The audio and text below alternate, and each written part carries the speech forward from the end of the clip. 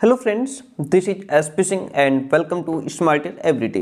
प्यारे दोस्तों, बात करेंगे डीएलएड प्रथम सेमेस्टर में जो आपकी राजन सीरीज है, जो कि नया संस्करण है 2024 का। इसको हम लोग कवर कर रहे हैं। इसके 5 पार्ट कंप्लीट हो गए हैं, जिसमें हमने अति लघुत्तरीय सारे डिस्कस कर लिए हैं और 15 क्वेश्चन लघुत्तरीय के डिस्कस कर लिए हैं। आज ये आपका पार्ट नंबर 6 रहेगा और इससे ये आपका सेकंड पेपर है, शिक्षण अधिगम के सिद्धांत। ठीक है, प्लेलिस्ट पूरी बनी हुई है। इससे पहले के जो वीडियोस हैं उनको अगर आपने नहीं देखा है तो देखिएगा। इसमें क्वेश्चन नंबर 16 है और इसको इसलिए हम कवर करा रहे हैं क्योंकि इसमें क्वेश्चंस काफ़ी लेंथी दिए हैं, काफ़ी बड़े बड़े क्वेश्चंस हैं। क्योंकि भाई इसमें क्वेश्चंस आपके ऑब्जेक्टिव पूछे जाएंगे, अति लघुत्तरी और लघुत्तरी, यानी कि जो सबसे बड़ा क्वेश्चन होगा 2 नंबर में आएगा। 2 नंबर के लिए आप 2 पेज 3 पेज क्यों पढ़ें, ठीक है, उसको हम आपको बेहतर तरीके से समझा देंगे ताकि आप जो है इसको अच्छे से लिख पाएँ।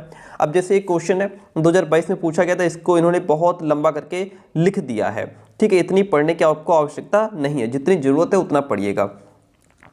तो आइए शुरू करते हैं। आज की क्लास में 16 से 17 क्वेश्चन हम लोग डिस्कस करने वाले हैं। ठीक है, और इस तरीके से 5 से 6 वीडियोस में ये कंप्लीट हो जाएगी राजन सीरीज। फिर बाकी आगे और भी इंपॉर्टेंट क्वेश्चंस को कर लिया जाएगा। देखिए, पहला क्वेश्चन आपके सामने क्वेश्चन कहता है शिक्षण अधिगम सामग्री, जिसको हम TLM यानी कि टीचर लर्निंग मटेरियल भी कहते हैं। शिक्षण अधिगम सामग्री से आप क्या समझते हैं? शिक्षण में दृश्य उपकरणों की उपयोगिता को स्पष्ट कीजिए, यानी कि आपकी टीचिंग में जो दृश्य उपकरण होते हैं जिसमें बच्चा सामने देख सकता है चीज़ों को। दृश्य में आप कोई चार्ट बना करके ले जा सकते हैं, आप ग्लोब का यूज कर सकते हैं, आप मैप का यूज कर सकते हैं, या और भी चीज़ें हैं जिनमें बालक सामने देख पा रहा है, उसकी क्या उपयोगिता होती है वो भी हमको यहाँ पे समझाना है। शिक्षण अधिगम सामग्री का अर्थ क्या है, पहले इसको समझते हैं। यहाँ से समझिए, ठीक है, इसमें हमने अपने तरीके से इसको लिखा है। शिक्षण अधिगम सामग्री का अर्थ क्या होता है? देखिए, शिक्षण सामग्री का तात्पर्य शिक्षण के उन साधनों से है जिनके प्रयोग से बालकों की ज्ञानेंद्रियां सक्रिय हो जाती हैं। भाई, जो टीचिंग मटेरियल है इसका मतलब यही है, ये वो साधन होते हैं यदि हम इनका प्रयोग करते हैं तो बालक की जो ज्ञानेंद्रियां हैं, देखने की ज्ञानेंद्रिय, सुनने की ज्ञानेंद्रिय, महसूस करने की ज्ञानेंद्रिय, ठीक है, ये जो ज्ञानेंद्रियां हैं वो और ज़्यादा एक्टिव हो जाती हैं। ठीक है, और बालक जितनी ज़्यादा से ज़्यादा ज्ञानेंद्रियों का यूज करके सीखता है वह लर्निंग उतनी ज़्यादा बेहतर होती है, उसको उतने लंबे समय तक बालक याद रख सकता है और वे पाठ के सूक्ष्म और कठिन भावों को सरलतापूर्वक समझ जाते हैं। कहने का मतलब है, जब हम शिक्षण सामग्री का यूज करते हैं तो बालक की ज्ञानेंद्रियां सक्रिय हो जाती हैं और जब ज्ञानेंद्रियां एक्टिव होंगी, बालक एक्टिव होगा, तो फिर पाठ का सूक्ष्म और कठिन जो भाव होगा उसको भी बालक सरलता से समझ लेगा। ये फ़ायदा होता है TLM का, टीचिंग लर्निंग मटेरियल का। जिस समय शिक्षण के उद्देश्य को प्राप्त करने के लिए विभिन्न विधियां, अलग अलग प्रकार की मेथड्स और प्रविधियां यानी कि टेक्निक्स असफल होती दिखाई देती हैं, काम नहीं आती हैं, उनके माध्यम से बालक समझ नहीं पा रहा है, ऐसी कंडीशन में हम टीचिंग मटेरियल का यूज़ करते हैं। हम कोई चीज़ बालक को ओरली समझा रहे हैं, बालक नहीं समझ पा रहा है, लेकिन उसको अगर हम जैसे उसका क्या कहते हैं, चार्ट पेपर का यूज़ करके, है ना, और उसका मैप का यूज़ करके, ग्लोब का यूज़ करके, या और भी बहुत सारी चीज़ें हैं वो करके यदि हम समझा रहे हैं बालक को, तो फिर बालक ऐसी कंडीशन में बेहतर तरीके से समझ जाता है। ठीक है, जहाँ पे मेथड्स काम नहीं आती, टेक्निक्स काम नहीं आती, वहाँ ये शिक्षण सामग्री काम आती है। इस पॉइंट ऑफ व्यू से शिक्षण सामग्री न केवल शिक्षण को ही, न केवल टीचिंग को ही, बल्कि टीचिंग की जो टेक्निक्स हैं, मेथड्स हैं, उनको भी इफ़ेक्टिव बनाने में रामबाण का काम करती है। परिभाषा जरूर याद रखिएगा, आपसे परिभाषा पूछ सकता है। EC डेंटा के अकॉर्डिंग कहा गया है, शिक्षण सामग्री का अर्थ उस समस्त सामग्री से है जो कक्षा में अथवा अन्य शिक्षण परिस्थिति में लिखित अथवा बोली हुई पाठ्य सामग्री में सहायता देती है। ठीक है, वहीं पर एडगर डेल के अकॉर्डिंग कहा गया है, शिक्षण अधिगम ऐसे साधन है जिनके शिक्षण प्रशिक्षण परिस्थिति में अनुप्रयोग से, जिनके प्रयोग से विभिन्न व्यक्तियों या समूहों के मध्य विचारों का संप्रेषण होता है। इन्हें बहुज्ञानेंद्रीय सामग्री भी कहा जाता है। ठीक है, तो ये होती है टीचिंग लर्निंग मटेरियल। इसमें अगर आप चाहें तो सिर्फ इतना याद रख सकते हैं, यहाँ से लेकर के यहाँ तक, बस इतना याद रखिएगा। परिभाषा एक रट लीजिएगा, काफ़ी हो जाएगा। इतनी बात क्लियर होती है। अब पॉइंट आता है शिक्षण में दृश्य उपकरणों की क्या उपयोगिता है, यानी कि टीचिंग में जो दृश्य उपकरण होते हैं जिनमें हम बालकों को चीज़ें दिखा करके पढ़ाते हैं, समझाते हैं, उनकी क्या उपयोगिता होती है। एक तो शब्दावली में वृद्धि हो जाती है। जब हम दृश्य साधनों का यूज़ करते हैं तो जाहिर सी बात है हम अलग अलग प्रकार के शब्दों का भी यूज़ करते हैं, है ना। तो उससे जो हम नए शब्द बोल रहे हैं बालक उन शब्दों को ग्रहण करता है, बालक उन नए शब्दों को भी सीख लेता है। जैसे भाई इसमें क्या है कि चलचित्र का प्रयोग करते समय आप कोई चलचित्र, कोई पिक्चर यूज़ कर रहे हैं तो नए नए शब्द भी आप बोल रहे हैं, बालक उनको सुन रहा है और उसके शब्द भंडार में वृद्धि हो रही है। शिक्षण में कुशलता आ जाती है, आपकी टीचिंग में कुशलता आ जाती है। इससे आपका जो शिक्षण है वो और अधिक प्रभावशाली हो जाता है।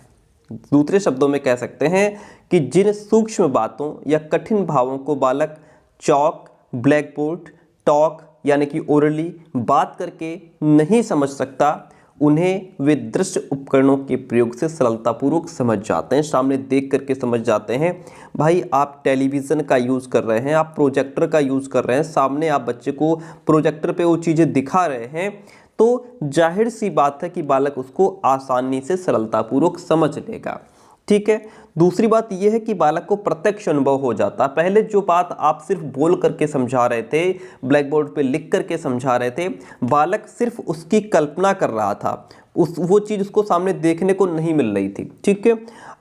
आप किसी जानवर के बारे में पढ़ा रहे हैं, आप उसको जो है शेर के बारे में पढ़ा रहे हैं, आप चीता के बारे में पढ़ा रहे हैं, आप बाघ के बारे में पढ़ा रहे हैं। अब ये तीनों चीज़ें उसने शब्द तो सुन लिए लेकिन अब वो तीनों में डिफरेंस नहीं कर पाएगा, तीनों को जान नहीं पाएगा।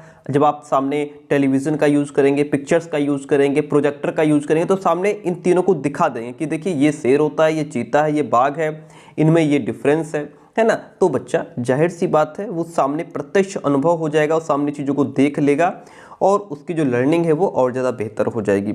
संग्रहण क्षमता हो जाती है इससे। दृश्य साधनों के द्वारा पूर्व ज्ञान को सुरक्षित रख सकते हैं, यानी कि पहले से जो प्राप्त ज्ञान है बालक को वो उसका सुरक्षित रहता है। जैसे किसी भी घटना की प्रक्रिया को फिल्म में संग्रहित कर शैक्षिक कार्यक्रमों को वीडियो टेप पर सुरक्षित रख सकते हैं। कोई भी पहले की घटना है उसको आप रिकॉर्ड कर सकते हैं, उसको वीडियो बना सकते हैं और फिर बाद में बच्चों को वो वीडियो दिखा सकते हैं, है ना। तो पहले की जो घटना है वो यहाँ पे बच्चे की सुरक्षित बनी रहती है। रुचिकर साधन, भाई जाहिर सी बात है जब आप जो है कि सामने चीज़ों को दिखा रहे हैं, जितने भी टीचिंग लर्निंग मटेरियल होते हैं इनसे बच्चे के अंदर एक इंटरेस्ट आता है पढ़ने में, ठीक है, मज़ा आता है। भाई आप सिर्फ ओरली पढ़ा रहे हैं, ठीक है, बच्चा सिर्फ मौखिक सुन रहा है, उससे वो बोर भी हो जाता है क्योंकि उसको सिर्फ इमेजिनेशन करनी पड़ती है, आपकी बात को कंसंट्रेट होकर सुनना पड़ता है। लेकिन जब आप TLM का यूज़ करते हैं, मटेरियल का यूज़ करते हैं तो उससे क्या होता है बालक उन चीज़ों को देख रहा होता है। पहले सिर्फ सुनता है, अब वहाँ पे वो देख भी रहा है, सुन भी रहा है, महसूस भी कर रहा है, तो अधिक से अधिक इंद्रियों का प्रयोग कर रहा है। टीचिंग उसकी इंटरेस्टेड हो जाती है, उसको मज़ा आने लगता है। इसका उपयोग करके शिक्षण प्रक्रिया रुचिकर बन जाती है, इससे छात्रों में सक्रियता आ जाती है, बालक और ज़्यादा एक्टिव होकर के लर्निंग करता है, ठीक है। इतनी बात क्लियर होती है, वेरी गुड।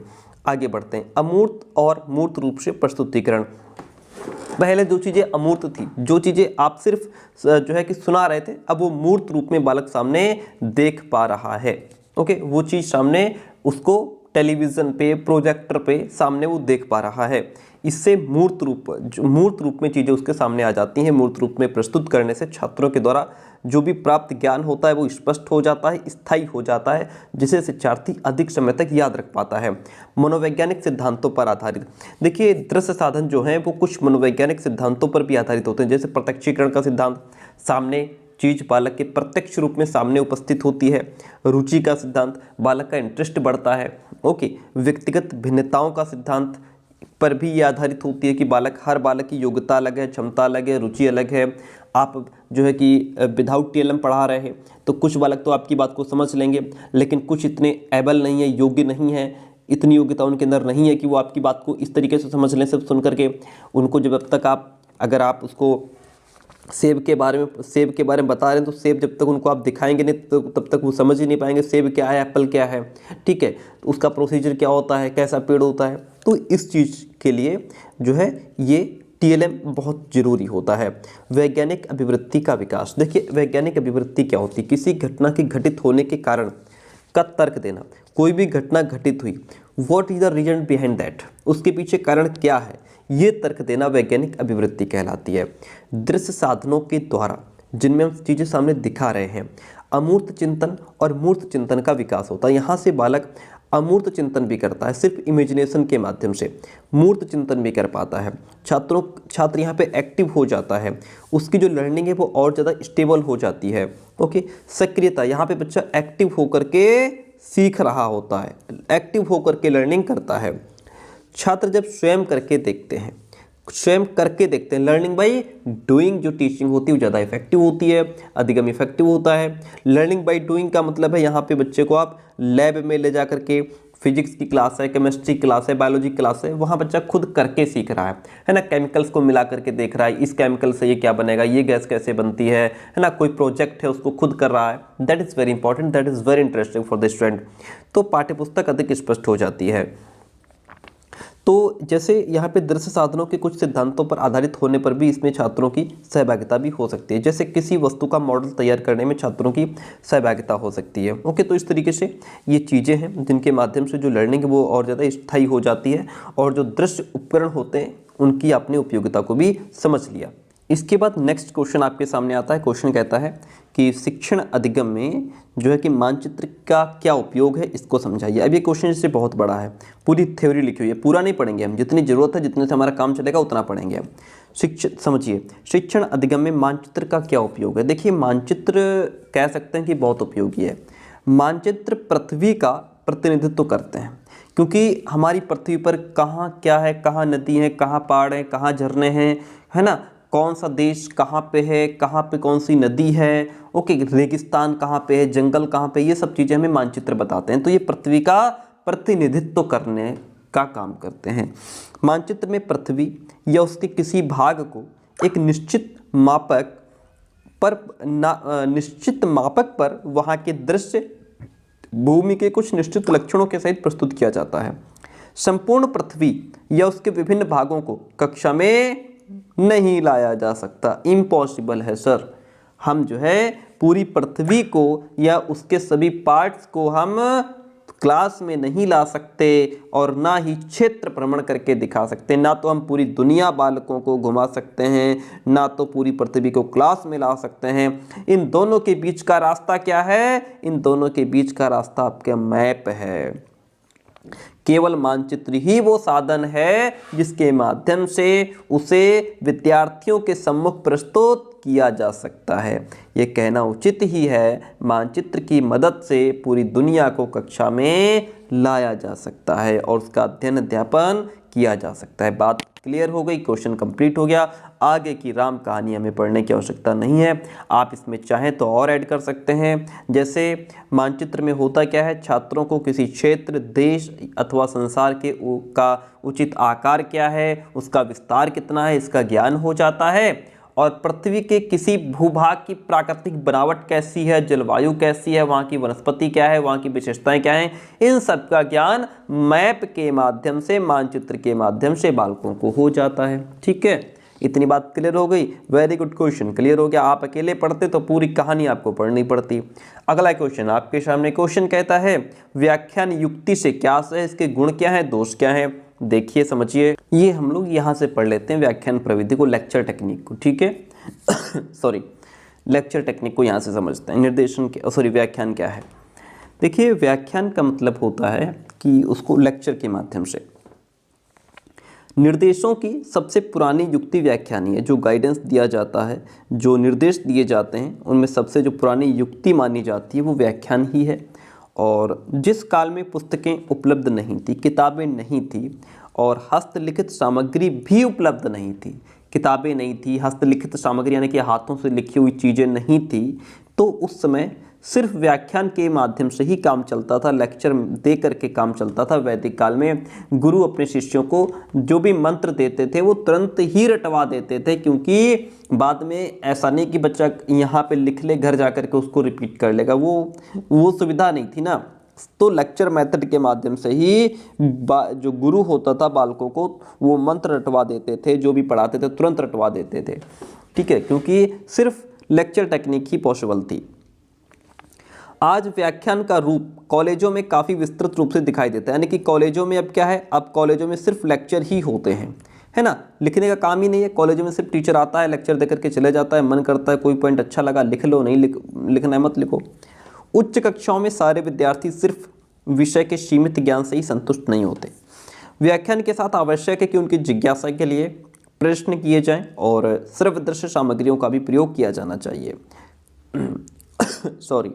व्याख्यान से अभिप्राय होता है कि शिक्षक द्वारा किसी विषय की बाल की खाल निकाल देना। व्याख्यान का मतलब होता है कि टीचर जो है वो किसी चीज़ को लेकर के इतना डीप समझा दे कि बाल की खाल निकाल ली जाए, इतना डीप समझाए, विषय वस्तु की गहराई तक उसका एनालिसिस करके छात्रों के समक्ष प्रस्तुत किया जाए। यही व्याख्यान विधि होती है। इसके कुछ गुण और दोष भी बताए गए हैं, वो भी समझिए। ठीक है, इसमें क्या है कि तथ्यात्मक ज्ञान, जो फैक्ट है, जो हिस्टोरिकल, जो उसका एक्सप्लेन है, वो सर्वोत्तम प्रविधि उसके लिए मानी जाती है। आप किसी ऐतिहासिक विवेचना कर रहे हैं तो जाहिर सी बात है ओरली आप चीज़ों को समझा देंगे। ठीक है, उच्च कक्षाओं में व्याख्यान प्रविधि के द्वारा अध्यापक अपनी योग्यता की छाप छोड़ता है।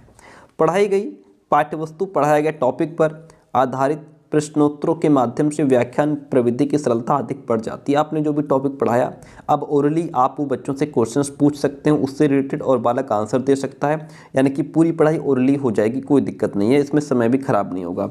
इस प्रविधि के द्वारा टॉपिक रिवीजन भी हो जाता है अच्छे से, और महापुरुषों के बारे में पढ़ाते समय इस प्रविधि का प्रयोग अनिवार्य हो जाता है। आप किसी महापुरुष के बारे में पढ़ा रहे हैं तो हर चीज़ को आप सामने लिख करके या जो है किताबों के माध्यम से पढ़ाने की ज़रूरत नहीं है।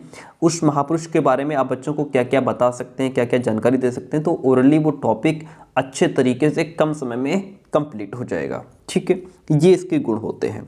अब अगर दोष की बात की जाए, इसमें कमियाँ क्या हैं। व्याख्यान प्रविधि जो हमारा लेक्चर मेथड है, लेक्चर टेक्निक है, इसमें दोष ये है, इससे एक तो प्रोजेक्ट वर्क नहीं हो पाता है, प्रयोगात्मक कार्य नहीं हो पाता है, बच्चा प्रयोग करके नहीं देख पाता है, लर्निंग बाय डूइंग इसमें नहीं हो पाती है।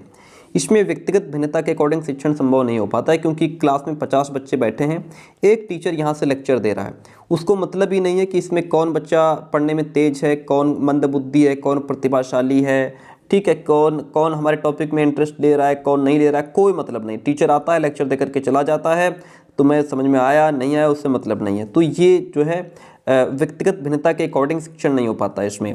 इसमें छात्र मात्र निष्क्रिय श्रोता बन करके रह जाता है, क्योंकि जो व्याख्यान विधि है इसमें जो यहाँ पे टीचर बैठा है वो एक्टिव है और जो विद्यार्थी हैं यहाँ पे वो सारे पैसिव हैं, यानी कि वो निष्क्रिय श्रोता बन करके बैठे हैं, मात्र श्रोता बनकर, ऑडियंस बन करके बैठे हैं, कहानी सुन रहे हैं और टीचर यहाँ पे सुना करके चला गया।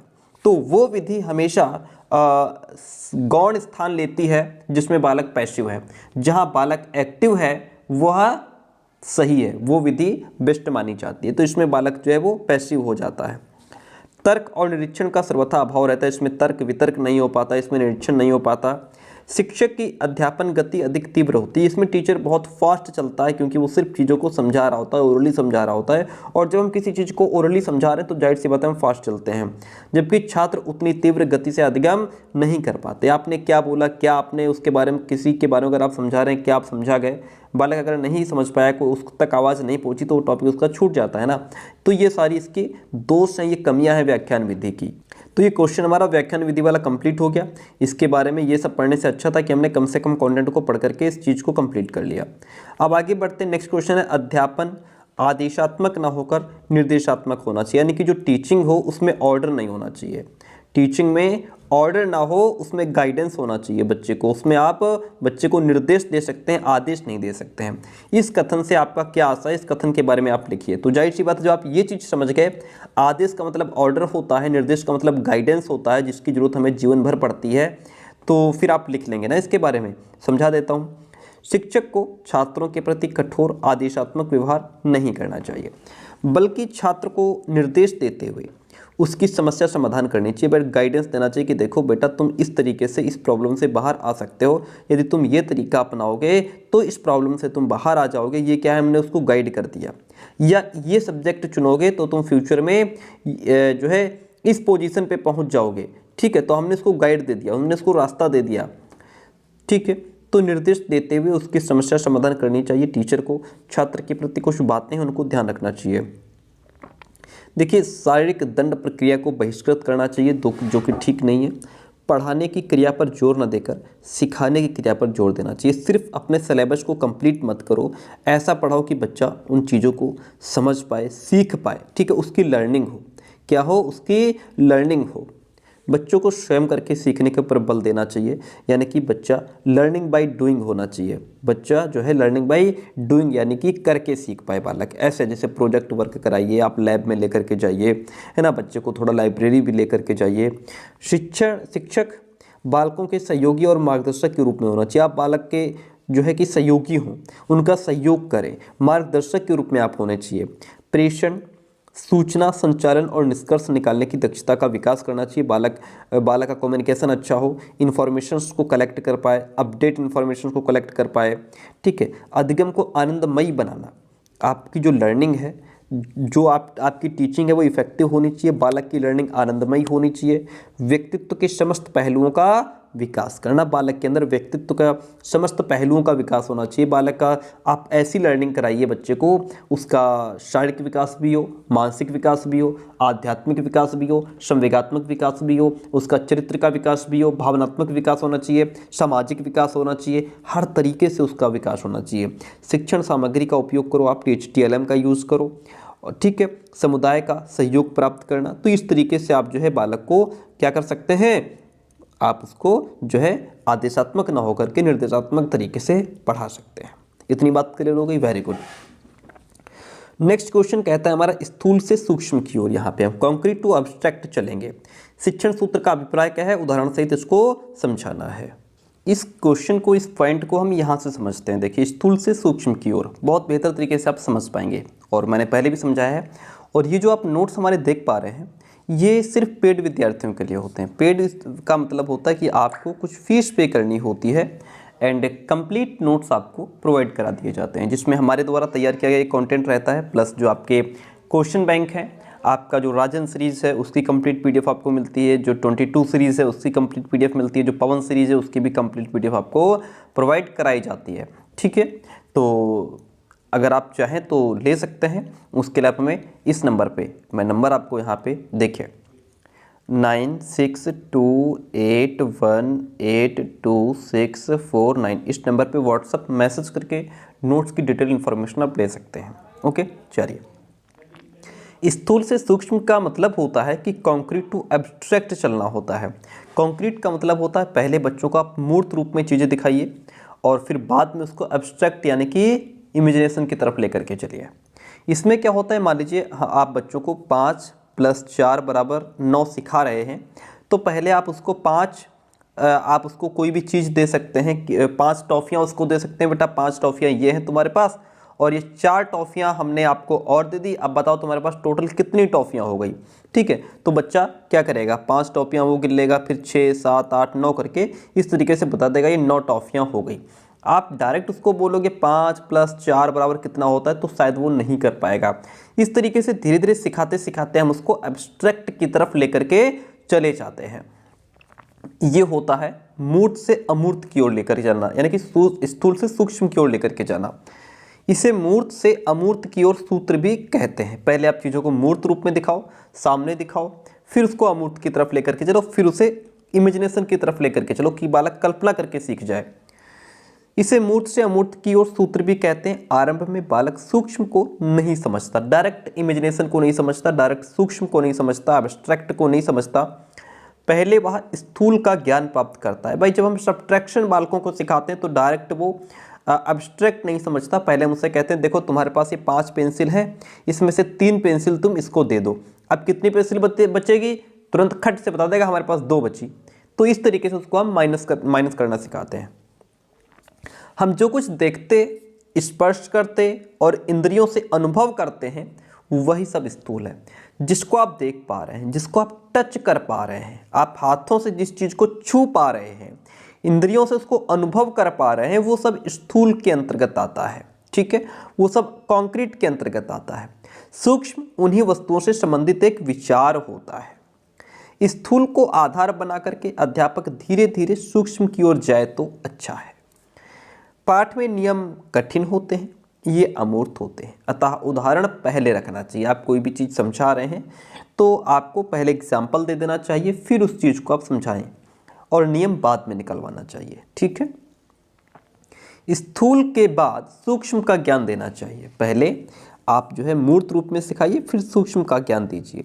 सीखने का ये एक स्वाभाविक क्रम है, शिक्षण के समय अध्यापक को इसी क्रम से चलना चाहिए। ये तो बात हो गई। ठीक है, अब इसमें अगर उदाहरण भी आपसे पूछ रहा है तो उदाहरण भी आप लिख दीजिए। जैसे छात्रों को हिंदी अक्षर ज्ञान कराते समय छोटा आ के साथ अनार या उसका चित्र दिखाकर छोटा आ अक्षर का बोध कराना, और कुछ समय बाद चित्र को हटा करके केवल छोटा बड़ा आदि का ज्ञान कराना। अभी छोटे बच्चे हैं, हमने कई बच्चों को देखा है, उनसे हमने कहा बेटा छोटा बड़ा सुनाओ, तो वो डायरेक्ट छोटा बड़ा नहीं सुना पाए।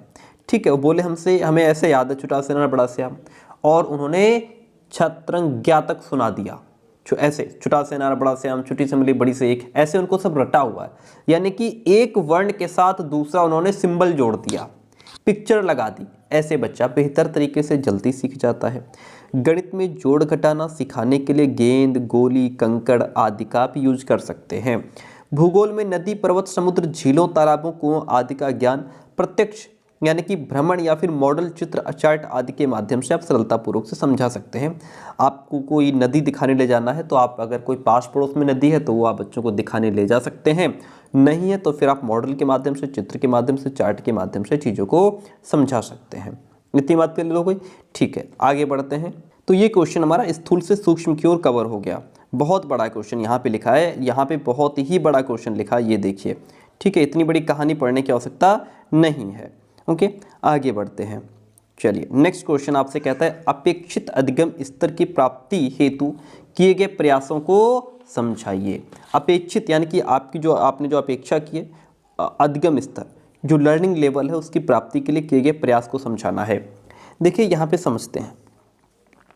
पुनर्बलन का अर्थ है पुनः बल देना, री इन्फोर्समेंट, फिर से उसको फोर्स करना, अर्थात छात्रों के सफल प्रयासों को प्रेरित और उत्साहित करने के लिए उनकी प्रशंसा करना। यानी कि बच्चे ने जो भी सफल प्रयास किया है या जो सफल हुआ है, या हमने क्वेश्चन पूछा बच्चे ने आंसर दे दिया, इससे अगर हम बच्चे को पुनर्बलन दे देते हैं, रीइंफोर्समेंट देते हैं, अरे वेरी गुड, बहुत अच्छा, तुमने बहुत अच्छा बताया, ठीक है आगे मेहनत करो, इससे बच्चा प्रेरित हो जाता है, इंस्पायर्ड हो जाता है, उत्साहित हो जाता है, नेक्स्ट टाइम वो और बेहतर करने की और क्वेश्चन याद करने की कोशिश करता है।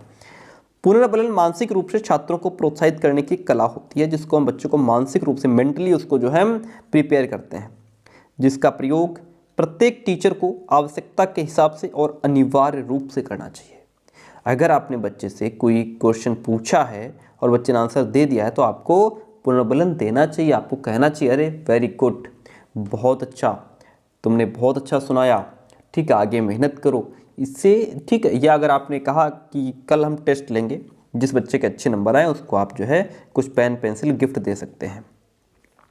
वह शिक्षण अधिगम प्रक्रिया को प्रभावशाली, रुचिकर, आनंदमय और सुगम बनाने की दृष्टि से इम्पॉर्टेंट हो जाता है, ठीक है। और निर्धारित पाठ्यक्रम को छात्रों तक पहुंचाने के लिए शिक्षक शिक्षण के अतिरिक्त विभिन्न एक्टिविटीज़ का आयोजन करता है और बच्चों को विषयवार निर्धारित दक्षताओं में कुशल बनाता है। ओके, दक्षताओं के विकास में न केवल विद्यालय बल्कि घर, परिवार, छात्र का परिवेश समान रूप से महत्वपूर्ण होता है। और जिन छात्रों की सामाजिक और पारिवारिक पृष्ठभूमि शैक्षिक दृष्टिकोण से ठीक है, उनके अभिभावक बच्चों के प्रति जागरूक हैं। यानी कि ऐसे बच्चे जिनके परिवार में पढ़ाई लिखाई चली आ रही है, घर का वातावरण जो है पढ़ाई लिखाई वाला है, तो बच्चे तो है गार्जियन भी उसका जागरूक होता है, उन बच्चों में शैक्षिक दक्षताओं के विकास में सरलता बनी रहती है, ठीक है। शिक्षक को चाहिए कि बच्चों के प्रत्येक सही और प्रशंसनीय कार्य को वो उनकी सराहना करें, ठीक है। और इसके लिए उसे शाब्दिक पुनर्बलन, प्रशंसा, पुरस्कार जैसे सकारात्मक पुनर्बलन का प्रयोग ज़्यादा करना चाहिए, इससे बालक उत्साहवर्धन होता है। इतनी बात क्लियर हो गई, कंप्लीट हो गया। नेक्स्ट क्वेश्चन हमारा कहता है पूर्ण से अंश की ओर शिक्षण सूत्र किसे कहते हैं, जिसमें हम पूर्ण से अंश की ओर चलते हैं। पूर्ण से अंश की ओर का मतलब होता है होल टू पार्ट। जैसे अगर आपको मान लीजिए किसी साइकिल के बारे में बच्चों को बताना है तो आप पहले उसको साइकिल दिखाएंगे कि बेटा देखो ये साइकिल है, इससे हम लोग जो है कि पैदल चलने से बेहतर हम साइकिल पे जाएं, तो कहीं भी अगर हमें जाना है तो हम कम समय में जल्दी पहुंच जाते हैं। या साइकिल के माध्यम से हम अपनी एक्सरसाइज कर सकते हैं। सुबह सुबह अगर जो कहीं नहीं जाते हैं वो अगर थोड़ा साइकिल से सुबह सुबह एक्सरसाइज कर लेंगे, साइकिल से चल लेंगे तो भी उनकी एक्सरसाइज हो जाएगी, ठीक है। या मतलब और तरीके से आप इसको समझा सकते हैं। फिर बाद में आपने जैसे साइकिल के बारे में पढ़ाना है तो पहले आपने साइकिल दिखा दी, ये साइकिल होती है, इससे हम सैर कर सकते हैं, घूम सकते हैं, ठीक है, इससे हम स्कूल जाते हैं। और फिर बाद में इसके पार्ट्स पर जाएंगे। ये इसके पहिए होते हैं, इसमें तीली लगी होती है, और ये हैंडल होता है, ये सीट होती है, ये इसका फ्रेम होता है, ठीक है। यहाँ पे इस तरीके से पैडल होते हैं जिससे घुमाने से साइकिल के दोनों पहिए चलते हैं। ये पार्ट को समझाना हो गया। डायरेक्ट पार्ट समझाने लग जाओगे बच्चा नहीं समझेगा। पहले साइकिल दिखाओ, उसके बारे में बताओ कि ये साइकिल है, इससे हम सैर कर सकते हैं, घूम फिर सकते हैं, इससे हम स्कूल जाते हैं, इस तरीके से। जैसे कोई कार है, आप डायरेक्ट उसके पार्ट्स पर तो नहीं जाते हो, आप क्या देखते हो, आप डायरेक्ट कार को देखते हो। अरे कितनी सुंदर कार है, कितनी बढ़िया कार है, कलर बहुत अच्छा है और बहुत सुंदर लग रही है। बाद में आप जाते हो कि किस कंपनी की है, कौन सी कार है, इसमें क्या क्या फीचर्स हैं, वो आप बाद में जाते हो। तो होल टू पार्ट, यानी कि पहले होल को समझिए फिर पार्ट्स में चाहिए। इस सूत्र का आधार गेस्टाल्टवाद है। गेस्टाल्टवादियों के अकॉर्डिंग हम किसी वस्तु को उसके पूर्ण रूप में ही देखते हैं। किसी भी चीज़ को आप देखते हैं तो पहले उसके होल को देखते हैं, पहले उसके पूर्ण रूप को देखते हैं। अतः बालक को सिखाने या पढ़ाने के लिए पहले पूर्ण, उसके बाद उसके भागों की जानकारी देनी चाहिए, ठीक है। और अभी जैसे हम इसमें उदाहरण के तौर पर भी बात करेंगे। मान लीजिए अगर आप बच्चे को साइंस पढ़ा रहे हैं और साइंस में अगर आप किसी मान लीजिए फूल पत्ती में पढ़ा रहे हैं, फूल के बारे में पढ़ा रहे हैं, किसी पत्ती के बारे में पढ़ा रहे हैं, तो फूल मान लीजिए है तो उसमें आप पहले ये बताइए, देखिए ये गुलाब का फूल है, ठीक है, और इसकी सुगंध बहुत अच्छी होती है और ये लाल कलर का होता है। अब उसके पार्ट्स पर जाइए कि इसमें क्या है ना, उसके ये किस किस काम आता है, और उसके डीप में जाइए, वो पार्ट्स में जाना हो गया। ओके, तो यहाँ पे बालक को सिखाने या पढ़ाने के लिए पहले पूर्ण, उसके बाद उसके भागों की जानकारी देनी चाहिए। जैसे अगर बात करें पालतू पशुओं का पाठ पढ़ाते समय गाय, भैंस आदि का चित्र दिखाना या इन पशुओं को दिखाकर उसके बाद इनके अन्य भागों के बारे में दिया जाने वाला ज्ञान अधिक उपयोगी होता है। डायरेक्ट पार्ट्स के बारे में बताने लग जाएंगे, बच्चा नहीं समझेगा। पहले उनको दिखाइए फिर उनके पार्ट्स के बारे में बताइए। इस विधि से बालक सरलता से सीख जाता है। शिक्षक को शिक्षण कार्य पूर्ण वस्तु से प्रारंभ करना चाहिए और बाद में उसके भागों के बारे में बताना चाहिए। सिंपल सी बात है। ये जो सूत्र है वो काव्य शिक्षण में विशेष रूप से लागू होता है, यहाँ पे जहाँ पे जो काव्य रूप होता है पोएट्री में, ठीक है, जिसमें पहले संपूर्ण कविता का पाठ करना उचित होता है, उसके बाद एक एक पंक्ति का। भाई हम लोग जब पोएट्री पढ़ाते हैं या पढ़ते थे तो उसमें क्या होता है, पहले टीचर पूरी कविता को पढ़ लेता है, फिर बाद में एक एक लाइन को समझाता है और फिर एक एक शब्द को समझाने का काम करता है, ठीक है। इतनी बात क्लियर हो गई, वेरी गुड।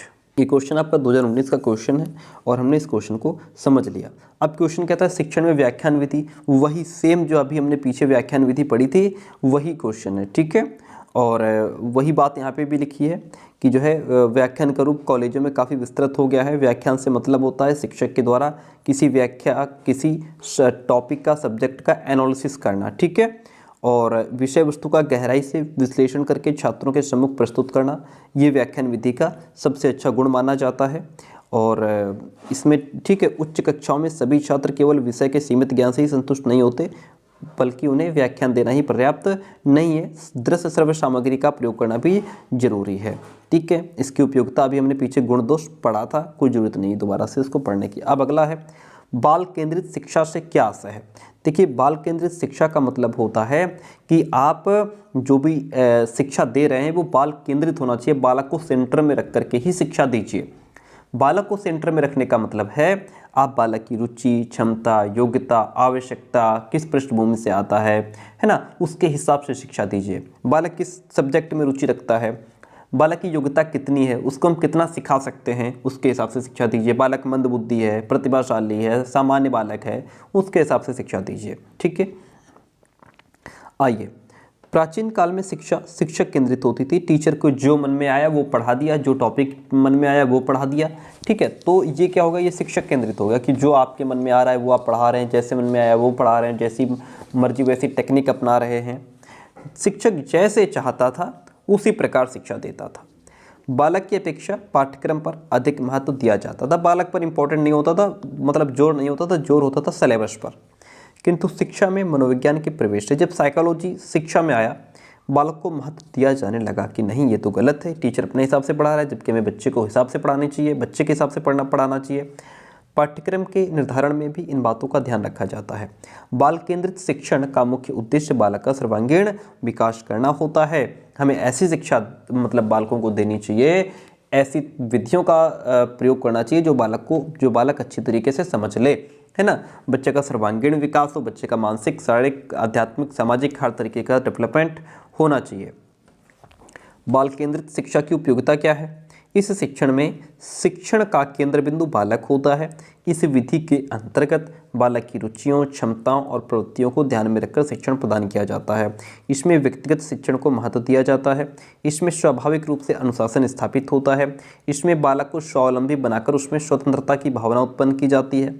बालक के द्वारा स्वयं किए गए कार्य से उसे मानसिक संतुष्टि भी प्राप्त होती है, ठीक है। ये होता है बाल केंद्रित शिक्षा की उपयोगिता। अगला क्वेश्चन हमें कहता है अध्यापक की मुख मुद्रा एवं हाव भाव का कक्षा शिक्षण में क्या प्रभाव पड़ता है, यानी कि बालक की मुख मुद्रा, उसका फेस जो है एक्सप्रेशन क्या है, उसके हाव भाव कैसे हैं, इसका टीचिंग पर क्या प्रभाव पड़ता है। एक उदाहरण देकर के समझा दीजिए। देखिए, अध्यापक की मुख मुद्रा यानी कि उसका जो फेस एक्सप्रेशन है, नयन मुद्रा, आपका बच्चों के साथ आई कांटेक्ट कैसा है, संकेत, सिर हिलाना, सकारात्मक रूप से या नकारात्मक रूप से सिर हिलाना, हस्त मुद्रा, आपके हाथ किस तरीके से चलते हैं क्लास में, हाव भाव प्रकट करने के लिए अशाब्दिक संकेत देना, भावनाओं को प्रकट करने के लिए कभी कभी शाब्दिक कथन इतना प्रभावशाली नहीं होता जितना हाव भाव होते हैं। हर्ष विवाद के भावों को व्यक्त करते समय शिक्षक के चेहरे पर वैसे ही भाव होने चाहिए। ये कहने का मतलब यहाँ पे ये है, अगर आप बच्चे को यानी कि क्लास में जो भी पढ़ा रहे हैं उसके हिसाब से आपके हाव भाव होने चाहिए, उसी तरीके से आपकी बॉडी लैंग्वेज होनी चाहिए, बच्चों से उसी तरीके से आई कांटेक्ट करना चाहिए। और अगर आप कोई कहानी सुना रहे हैं, कहानी में जहाँ पे दुख भरी बात है वहाँ पे आपका चेहरा थोड़ा दुखी नजर आना चाहिए। जहाँ पे कहानी में कुछ हंसी वाली बात है, आपको हंसी वाला एक्सप्रेशन देना है। जहाँ पे कुछ निराशा झलक रही है, आपको निराश होने वाला फेस बनाना है ना। और उसी तरीके से आपको अपनी बॉडी लैंग्वेज भी दिखानी है बच्चों के सामने। तो दैट इज़ वेरी इंपॉर्टेंट। पुनर्बलन का अर्थ बताते हुए इसकी उपयोगिता बताइए। पुनर्बलन का मतलब होता है वही रीइंफोर्समेंट, यानी कि बच्चे ने अच्छा किया है तो उसको आप क्या करें, थोड़ा पुनर्बलन दें, पुनः बल दें, है ना। बच्चा उससे इंस्पायर होता है, प्रोत्साहित होता है। पुनर्बलन शब्द आनंदवादी सिद्धांत पर आधारित है। यह अधिगम के मनोविज्ञान पर आधारित है। पुनर्बलन के अंतर्गत वे सभी क्रियाएं और तथ्य आ जाते हैं जिनसे विवश होकर छात्रों को क्रियाएं करनी पड़ती हैं। इसके अंतर्गत व्यक्ति वांछित व्यवहार को दोहराता है, अवांछित व्यवहार को दूर करता है। पुनर्बलन सीखने की एक आवश्यक प्रवृत्ति होती है। पुनर्बलन में उन उद्दीपकों का प्रयोग करते हैं जिनके प्रस्तुतिकरण और हटाने से किसी अनुक्रिया के होने की संभावना बढ़ जाती है। इसमें थोड़ा टफ करके इन्होंने लिख दिया है, तो इसकी सिंपल सी बात यही है। पुनर्बलन का मतलब ये होता है कि बालक को, यदि बालक ने अच्छा किया है तो उसको हम पुनः बल दें, जिससे बालक उत्साहित होता है, प्रोत्साहित होता है, वो आने वाले समय में फिर से वो बेहतर करने का प्रयास करता है। इस तरीके से आप इसको लिख सकते हैं। अगला क्वेश्चन हमारा कहता है उत्तम शिक्षण सामग्री के अंतर्गत बिना लागत के सामग्री से आप क्या समझते हैं। उपचारात्मक शिक्षण से आप क्या समझते हैं। कुल मिलाकर की बात है ये, मंदबुद्धि छात्रों के लिए किस प्रकार उपचारात्मक शिक्षण किया जाना चाहिए। देखिए, बिना लागत की शिक्षण सामग्री का अर्थ ऐसी सामग्री से है जिसको बनाने में कोई खर्च नहीं लगता, यानी कि ऐसा TLM, ऐसा टीचिंग लर्निंग मटेरियल जिसको बनाने में आपका कोई खर्च नहीं लगा। ऐसी सामग्री के निर्माण के लिए आप अपने आसपास की उन वस्तुओं को लेते हैं जिनका कोई उपयोग नहीं होता है। ओके, यानी कि जो वेस्टेज मटेरियल है आप वो लेते हैं, और जो बेकार की वस्तुओं के श्रेणी में आ जाती हैं उनको आप चूज़ करते हैं, उनसे आप टीचिंग लर्निंग मटेरियल बना लेते हैं। शिक्षकों को चाहिए कि ऐसी ही शिक्षण सामग्री का निर्माण करें और बच्चों को ऐसी ही शिक्षण सामग्री के निर्माण के लिए प्रेरित भी करें इससे क्या होगा, बच्चा क्रिएटिव होगा, उसके अंदर क्रिएटिविटी आएगी, बच्चा लर्निंग बाय डूइंग होगा, है ना, करके सीखेगा। तो इसलिए जो वेस्टेज मटेरियल है उससे बच्चों को कुछ नया क्रिएट करने को जो है आप कह सकते हैं। ओके, चलिए आगे बढ़ते हैं। उपचारात्मक शिक्षण किसे कहते हैं? उपचारात्मक शिक्षण की प्रमुख विधियां कौन कौन सी हैं? उपचारात्मक शिक्षण ऐसे बच्चों के लिए उपयोगी होता है जो शैक्षिक रूप से पिछड़े होते हैं, ठीक है। और देखिए, उपचारात्मक से पहले आता है निदानात्मक। निदानात्मक कोई प्रॉब्लम है बच्चे को, तो उस प्रॉब्लम का रीज़न ढूंढा जाता है और फिर उपचारात्मक के अंतर्गत उसका उपचार किया जाता है। इस शिक्षण के अंतर्गत बालकों की कठिनाइयों को जान करके और समझ करके उनका निवारण किया जाता है। उपचारात्मक शिक्षण केवल छोटे बच्चों के लिए ही होता है।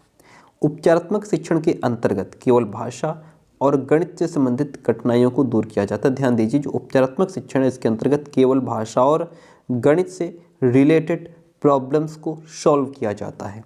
छात्रों की कठिनाइयों को सत्र परीक्षा, अर्धवार्षिक परीक्षा और वार्षिक परीक्षा के द्वारा जांच लिया जाता है कि कहाँ पर बालक में कौन सी समस्या है, उसको जान करके फिर क्या किया जाता है, उसका सॉल्यूशन निकाला जाता है। यहाँ पे योकम और सिम्पसन के अकॉर्डिंग कहा गया है, उपचारात्मक शिक्षण उस विधि को खोजने का प्रयास करता है जो छात्र को अपनी कुशलता या विचार की त्रुटियों को दूर करने में सरलता प्रदान करे, ठीक है। और उपचारात्मक शिक्षण की कुछ प्रमुख विधियां होती हैं, जैसे व्यक्तिगत शिक्षण विधि हो गई, ओके, समूह में आप शिक्षण कर सकते हैं, साधारण अभ्यास कार्य हो गया, विशिष्ट अभ्यास कार्य हो गया, चाहे वो लिखित हो या मौखिक हो, रिवीजन हो गया, होमवर्क हो गया, ये सब चीज़ें इसमें इंक्लूड हो जाती हैं। उपचारात्मक शिक्षण का लाभ क्या है? देखिए, उपचारात्मक शिक्षण का लाभ होता है, इससे छात्रों में उपस्थित समस्याओं का पता चलता है कि आखिर बच्चे में प्रॉब्लम क्या है, ठीक है, और उनका निराकरण कैसे होगा। इससे छात्रों का जो मेंटल डेवलपमेंट है वो भी हो जाता है और इसके प्रयोग से शिक्षण प्रक्रिया प्रभावशाली बन जाती है। इस शिक्षण के द्वारा छात्रों को उचित दिशा में मोड़ा जा सकता है। ओके, क्वेश्चन नंबर 30 कहता है बाल केंद्रित शिक्षण। अभी मैंने पीछे आपको ये वाला क्वेश्चन समझाया था। बाल केंद्रित शिक्षण में बालक प्रधान होता है, बालक एक्टिव होता है और ये शिक्षण वो शिक्षण है जिसमें बालक को केंद्र बिंदु मान करके ही शिक्षण किया जाता है। बालक की रुचि, क्षमता, योग्यता के आधार पर बालक को सिखाया जाता है, ठीक है। आगे बढ़ते हैं। बाल केंद्रित शिक्षण के उद्देश्य क्या हैं? इसमें बालक को स्वयं करके सीखने पर जोर दिया जाता है, बालक को शारीरिक दंड नहीं दिया जाता है, बालकों को रटाने के स्थान पर उसको सिखाने की क्रिया पर बल दिया जाता है। यानी कि हम जो भी पढ़ाएं बालक उसको रटे नहीं, समझ ले और ऐसा समझ ले कि अपने शब्दों में उसको व्यक्त कर दे। अधिगम क्रिया को प्रभावी और रोचक बनाने के लिए बाल केंद्रित शिक्षण परम आवश्यक है, ठीक है। आज का ये लास्ट क्वेश्चन आपके सामने है और जैसा कि हमने बताया, जो आपने हमारा कंटेंट देखा अभी, उसमें जो हमारे द्वारा तैयार किया गया कंटेंट है वो आपको मिलता है पेड में, ठीक है। दूसरी बात, जो राजन सीरीज है वह भी हम आपको देते हैं। 22 सीरीज है उसकी भी कंप्लीट PDF हम आपको देते हैं। ये क्यों देते हैं सर? ये इसलिए क्योंकि आपने हमारा कंटेंट ले लिया। अब आपको ये नहीं लगना चाहिए कि हमने सर का कंटेंट तो ले लिया लेकिन हमारे पास कोई क्वेश्चन बैंक नहीं है, हमारे पास कोई सीरीज़ नहीं है, तो आप फिर से मार्केट में पैसा खराब करें। इसलिए हम इनकी भी PDF, इसकी भी PDF और पवन सीरीज जो आती है इसकी भी PDF, ये तीनों सीरीज प्लस हमारा कंटेंट, ये सब कुछ आपको पे जो है कि दिया जाता है और उसके लिए आपको कुछ फ़ीस पे करनी होती है। उस फीस को जानने के लिए आप मैसेज कर सकते हैं। नंबर है 9628182649। बाकी हमारा कंटेंट कैसा है ये आपने देख ही चुके हैं अभी आप, ठीक है। चलिए, बाल केंद्रित शिक्षा का महत्व क्या है? बाल केंद्रित शिक्षा के द्वारा दिया गया ज्ञान आसान होता है क्योंकि इसमें हम बालक की रुचि को ध्यान में रख रहे हैं कि बालक का इंटरेस्ट किस में है, उसकी जितनी योग्यता है, जितनी उसकी क्षमता है, सिर्फ उतना ही उसको हम पढ़ा रहे हैं, एक्स्ट्रा लोड उस पर नहीं डाल रहे हैं, जिससे बच्चे सरलता से विषय वस्तु को सीख लेते हैं। ओके, बाल केंद्रित शिक्षा से बालकों में सामाजिक और नैतिक विकास भी होता है। बाल केंद्रित शिक्षा में बालकों को उनकी रुचि के अकॉर्डिंग शिक्षण दिया जाता है, जिसमें उसका इंटरेस्ट है वही उसको पढ़ाया जाता है। तो इस तरीके से आज के ये कुछ 16-17 क्वेश्चन हमने आपको कराए हैं और इसके बाद टोटल इसमें शायद 92 क्वेश्चन हैं। बस इसमें 4-5 वीडियोस और बनेंगे और ये राजन सीरीज हमारी कवर हो जाएगी, फिर हम आगे सब्जेक्ट दूसरे करेंगे, ठीक है। आपकी जो क्लासेस का टाइम है प्यारे दोस्तों, एक क्लास आपकी जो है वो 4 बजे होती है, एक क्लास आपकी शाम को 6 बजे होती है। ओके, ध्यान रखिएगा।